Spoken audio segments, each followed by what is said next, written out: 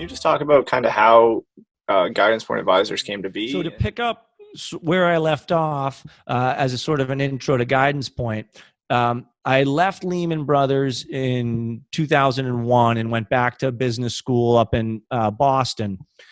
Then when I came out of business school, I got another job down in New York for a smaller firm called Retirement System Group, RS Group, mainly a retirement plan consulting firm, but they had a wealth management arm.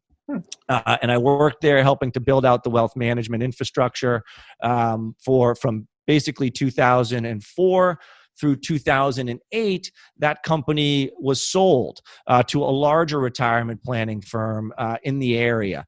And they didn't really have a wealth management offering, which is what I was doing at the firm the whole time. So at that point, I was deciding between either trying to leapfrog and join another firm or hang my own shingle and start my own firm.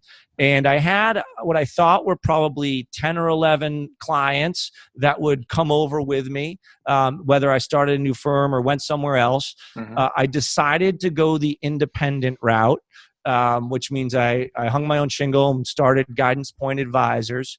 And at that point, I was just a solo practitioner.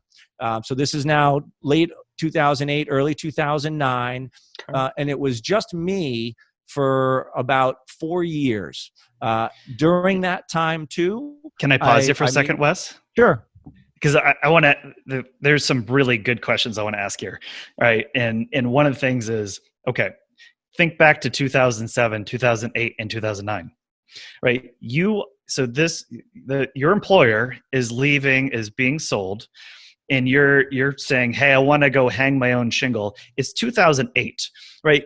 The peak of the market was October of 2007, and we're starting to see the mortgage crisis happen, and we're seeing subprime loans blow up. You're seeing your former firm, Lehman Brothers, right, is over a weekend goes away.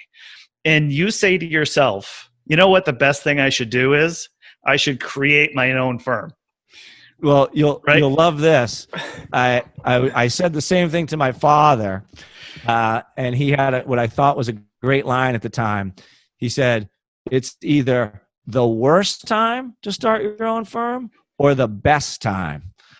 Because the market was so far down. Because as you know, when you're starting a firm too, it takes several months to become approved, to get your ADV up and running. So, and thankfully, the old firm I worked for had gotten into contract back over the summer prior to fall of 2008. So that deal was kind of locked in, and I could have stayed with that firm. So it wasn't. I had that option. I just knew I wanted to go. That it was a tricky time, but I did sort of feel, to my father's point, that it was going to be the best time because it was only going to go. Hopefully, things were going to come back, and it also gave me a little time to not feel like I had to have a ton of clients coming on board. I could get my structure in place with Fidelity and InvestNet, and so it ended up working out. But it absolutely was a little hairy in the beginning.